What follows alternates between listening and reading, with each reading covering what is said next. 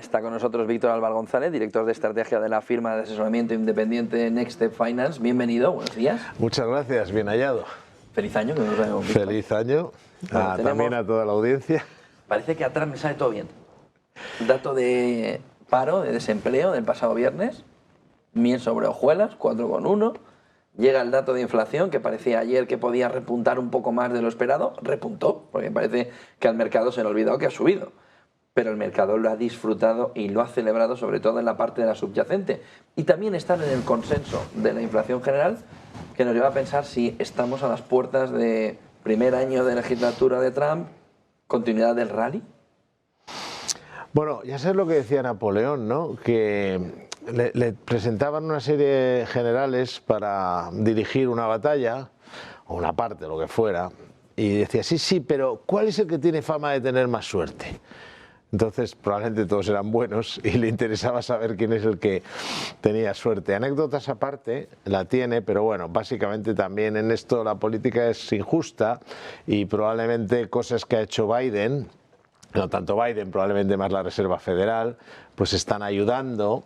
También está ayudando, irónicamente, pues que Rusia se haya saltado las sanciones y haya vendido todo el petróleo que quiera. O sea que es que todo esto es muy complejo o muy simple, según se quiera mirar.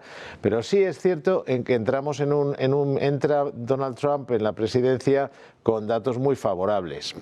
El único problema es que va a inyectar esteroides en un cuerpo sano. Es decir, que si coges a una persona de 25 años deportista y le inyectas esteroides, bueno, pues va a estar todo el día como una moto, ¿no? Entonces, claro, eso hay un riesgo que es el riesgo de inflación. Para nosotros el riesgo de inflación no está tanto en las tarifas, hay mucha obsesión con las tarifas y yo les diría a quien hablan tanto de las tarifas, les preocupa tanto, primero, que Trump ya gobernó y que durante su gobierno no se disparó la inflación por las tarifas. ¿Por qué?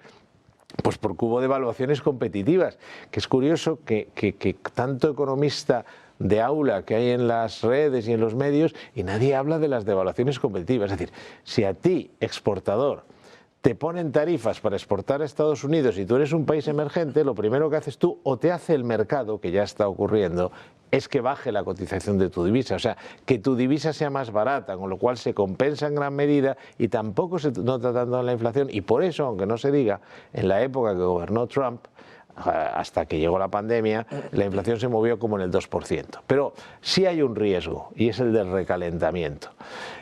Trump nos va a traer, va a entrar en un momento muy bueno, pero Trump lleva aparejada volatilidad política y yo creo que también de tipo económico, en la medida en que, como te digo, vamos a ver cómo funciona lo de bajar los impuestos y que eso se compense con tarifas. ¿Se va a conseguir, no se va a conseguir o se va a disparar todavía más el déficit? A lo mejor consigue la cuadratura del círculo de que la economía americana pase a crecer todavía más y más fuerte y no aumente la inflación porque llene el mundo de petróleo. Habrá que verlo. A partir de aquí hay un debate que yo surgí y me gustaría plantearte también esta mañana. Yo creo que lo hemos hablado alguna vez. ¿Por qué el 2% y no el 3%? Cuando estamos viendo el GDP Now de la FED Atlanta, crecimiento de la economía, es decir, es dinámica la economía estadounidense, sigue cayendo el desempleo, no lo tenemos en el 5%, ha vuelto a bajar del 4,2 al 4,1. Y tenemos una situación económica sobre todo que refleja que la reducción de la deuda sobre el Producto Interior Bruto relaja también esos diferenciales y relaja sobre todo al inversor en el medio plazo del riesgo que parece ser principal. ¿Por qué no caminar al 3%? ¿Crees que sería un error por parte de los bancos centrales, en concreto de la Reserva Federal? Económicamente, esa obsesión por el 2% no tiene ningún sentido. Es decir, que tú has tenido crecimientos muy buenos en Norteamérica del 5%, del 4 y pico por ciento, con esa inflación del 3% y no ha pasado nada. De hecho, si nos echamos 100 años atrás, la media estaría mucho más cerca del 3 que del 2. Ahora bien, yo en esto creo que no lo hacen mal, porque es bueno lanzar la señal de que hay un control. Y en algún sitio tienes que poner, como en los medidores de, yo que sé, en el coche, el nivel de aceite o de la propia gasolina. La reserva la señala antes, ¿no? Tienes que de alguna manera buscar la fórmula de establecer un punto en el cual consideres que hay que mirar con atención y transmitir esa sensación de, bueno, no vamos a estar cambiándolo según nos convenga. Es decir, que aquí hay esta idea. Lo que pasa es que luego en la práctica no lo están haciendo mal. Tienen la inflación cerca del 3%, pero tampoco están como locos.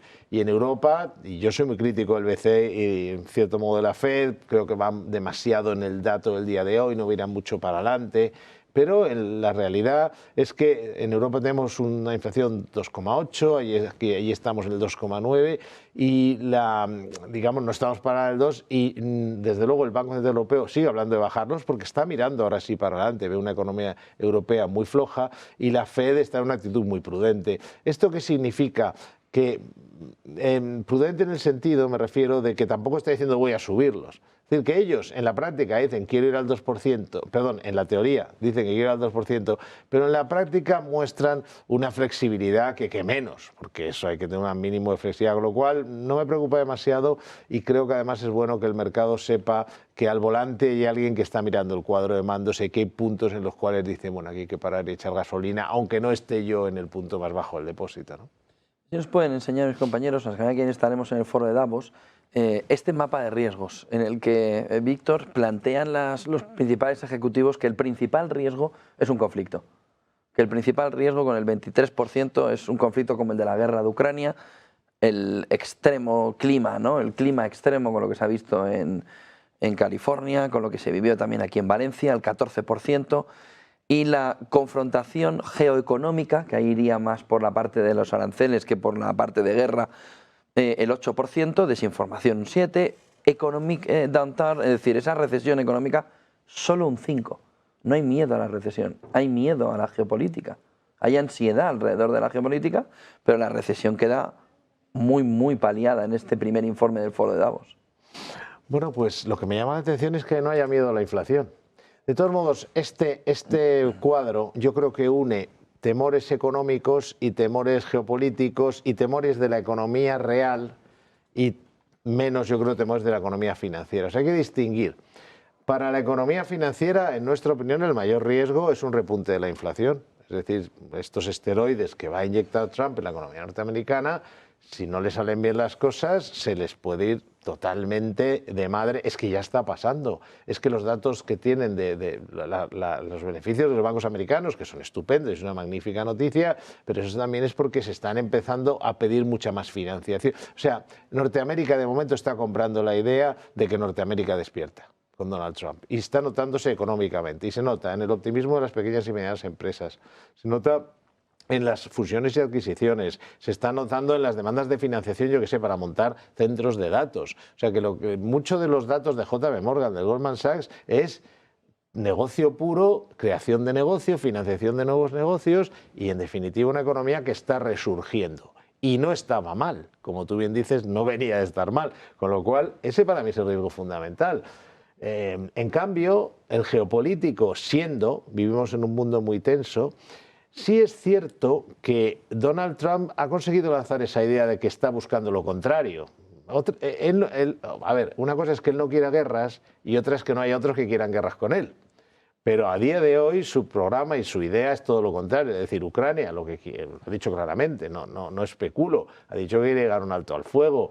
Tenemos recientemente, ayer mismo un alto al fuego en Gaza, que se podrá discutir si ha tenido que ver o no con su amenaza, pero el hecho es que lo tenemos. O sea, no creo que el riesgo geopolítico sea tan alto como, por ejemplo, cuando Rusia invadió Ucrania o cuando se inició todo el conflicto en Oriente Medio, ahora con Hamas, que coincidió lo de Hamas, luego el Líbano, luego los Houthis, ¿sabes? Era una situación más tensa. Y que afectaba al petróleo, además. Perdón. Que afectaba al petróleo, claro, además. Y una política por parte de la administración Biden, que yo no es que creo que ellos quieran guerras, pero de alguna manera se metían en ellas. O sea, pero parece como que Donald Trump va por otro camino, con lo cual el riesgo geopolítico para mí, en nuestra opinión, ha bajado de ese nivel, me parece excesivo. Creo que la parte del clima y todo esto es un riesgo que afecta más, por lo menos ahora, a un tema que no es el financiero. Afecta más a la población que en un momento dado se la deje desamparada y no se la atienda. pero no es un riesgo de tipo financiero, que es en el que estamos nosotros. Yo creo que el del economic downturn, o sea, la recesión, no debería ni aparecer, por lo menos a nivel norteamericano. En Europa sí, en Europa se podría hablar de que es un riesgo. Y finalmente, pues tampoco nos preocupa no coincidir tanto con el consenso, porque desgraciadamente está demostrado que el consenso se equivoca más que acierta. Si no, todos los analistas y todos los gestores serían ricos, por lo tanto, y todos los inversores y todo el mundo. Si todo el mundo hiciera lo que hace todo el mundo, por lo tanto no es tampoco... Lo que quiero decir con esto es que no hay que preocuparse de que tu visión no coincida plenamente con la del consenso si tu visión está justificada. Y para nosotros ahora mismo lo más justificado como riesgo es el recalentamiento económico en Estados Unidos, la inflación, y sí le daríamos, por acabar, cierto, digamos, importancia, vamos, bastante más de la que hay aquí, a la cuestión de la guerra comercial, porque eso es en lo que sí puede acabar también digamos, la presidencia de Donald Trump en lo que respecta a las relaciones comerciales en el mundo, ¿no? Entiendo que también para el año la volatilidad, porque te he escuchado decir que va a ser una volatilidad mayor en 2025 que el 24 y que en el 23 incluso, de tal manera que lo que debe plantearse, entiendo, el inversor en este entorno es cómo gestionar una cartera de fondos en un entorno de alta volatilidad, en un entorno donde la volatilidad va a ser uno o el factor fundamental, ¿no? Sí, fíjate, fue decirlo a finales de este mes, de este año, del año que acaba, hablamos varias veces y yo creo que varias veces comentamos, se hablaba del rally de Navidad y digo, lo que vamos a tener es corrección de Navidad. Y ha sido que ni ha empezado el año y ya hemos visto esa volatilidad. Ya hemos visto que el mercado venía a estar muy eufórico, a de repente pensar que la inflación se lo va a comer todo. Y probablemente no estamos ni en una cosa ni la otra, ¿no? Esa va a ser una de las características. Yo creo que no sé si tú recuerdas, tú eres muy joven, pero yo cuando era pequeño jugaba a una cosa que era 1, 2, 3 al escondite inglés. Sí, entonces sí que jugábamos también. Alguien se ponía en la pared y nos tenía que pillar, ¿no? Entonces el mercado va a jugar con nosotros al escondite inglés. Es decir, va a ser que viene la inflación, que viene la inflación, y alguien va a malvender y tal, y la gente va a perder el control, y en cambio va a haber uno que sepa quedar parado. Otras veces hay que moverse porque sí viene la inflación, otras veces lo que viene son muy buenos resultados empresariales y hay que aprovechar. Es decir, vas a tener una situación en la que va a haber que tener frialdad y va a haber que tener nuestro leitmotiv de datos y no relatos, y va a ser una época de... una gestión activa, ¿eh? Hay que moverse. Mira, hay dos formas de ganar dinero. Una, comprar y sentarse y esperar, que muchas veces funciona. Y hay otra que no es sentarse y esperar. Por ejemplo, tú tienes un año como 2023 y sobre todo 2024 era de elegir bien, sentarse y esperar a recoger los beneficios. En 2022 no. Es decir, que tienes un año que... Si alguien dirá, bueno, es que no, yo compro y voy a largo plazo, sí, pero entre medias, si te cae el SP500 un 25% o un 20%, incluso un 18%, mucha gente mal vende porque es humano y no todos somos de hierro. Los profesionales deben serlo. Entonces tienes que entender que hay años de comprar y mantener y hay años que comprar y mantener no es para todo el mundo. Y este no va a ser un año de comprar y mantener. Este es un año en el cual las cosas se van a mover. Y eso no es malo, porque tú cuando al final a lo mejor acaba en positivo un índice, pero entre medias hay mucho movimiento, hay correcciones importantes, hablamos de más del 10%, eso se puede aprovechar. Y tú con eso lo que estás es poniendo un turbo a tu motor. Es decir, tú compras aquí y te quedas quieto hasta allá, bien, y si al final el mercado sube, genial, que tampoco tiene por qué estar garantizado si, por ejemplo, se dispara la inflación y la FED tiene que subir los tipos, pero eso no lo sabemos. Pero si tú compras y entre medias eres capaz de manejar, por ejemplo, ver que va a caer el mercado un 10-12%, que no es imposible. Es decir, que tú lo que vas a ver es cómo hay momentos de avaricia y momentos de miedo. Esto siempre ha sido así en los mercados. Entonces va a haber momentos en los que veas cómo el miedo... ahora hemos visto un ejemplo. Es decir, sin que haya realmente un problema con la inflación, enseguida se ha acumulado el miedo a la inflación, porque ya más los mercados están altos. Entonces, se acumulan esos miedos, eso tú lo vas a ver. Eso sí no es algo peor, como un conflicto geopolítico o lo que sea. Es decir, tienes que aprovecharlo y además, y con esto acabo, tú no tienes solo una cartera de fondos, que alguien dirá, bueno, es que con fondos de inversión andar comprando y vendiendo, cierto, bueno, depende, si va a caer la bolsa, por decir algo, es 6 meses, pues perfectamente vender un fondo y ponerte en una posición más conservadora. Pero es que además ahora tenemos los ETFs, es decir, que tú tienes una cartera de fondos estratégica y ahí te mueves relativamente poco, eres más estratégico. Pero luego tienes una cartera de ETFs, que son fondos de inversión, y que puedes hacer maravillas, que puedes moverte como con acciones, es decir, puedes comprar y vender en minutos. Entonces ahí sí que puedes actuar ante movimientos del mercado en un sentido o en otro, o incluso ponerte corto, que es tan fácil como comprar un fondo del IBEX, es comprar un fondo que apuesta por la caída, por ejemplo, del Eurostoxx o el SP500. Es decir, que tienes que ser flexible, tienes que entender que hay años para comprar y mantener, tienes que tener tu cartera de fondos tradicionales, que fiscalmente es lo más interesante, pero idealmente debes de acompañar a una cartera de ETFs para sacarle partido, sacarle un extra a ese año que te va a dar muchas oportunidades. Pues muchísimas gracias por toda esa fotografía. Víctor Álvaro González, director de estrategia de la firma de asesoramiento independiente Next Step Finance. Buen día y buen negocio. Muchas gracias a vosotros. Y feliz 2025. Igualmente.